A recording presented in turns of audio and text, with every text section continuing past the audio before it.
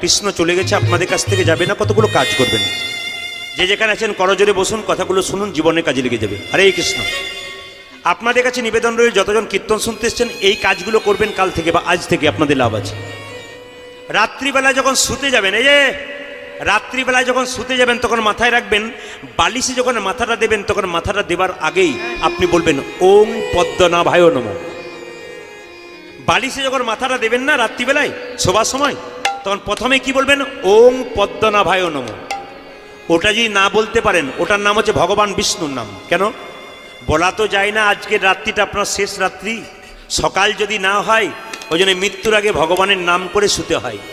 ওই জন্য মায়েরা, পদ্মপাতার জল করে টলমল, কে কখন চলে যাবে কেউ জানে না। এই যে আপনারা কীর্তন শুনতে এসছেন, গ্যারান্টি আছে আপনার বাড়ি ফিরে যাবেন? রাত্রিবেলায় শুলে কারো গ্যারান্টি আছে যে সকাল হবে জীবনে? গ্যারান্টি নেই। কুরুক্ষেত্রের যুদ্ধে কৃষ্ণ বলেছেন অর্জুনকে,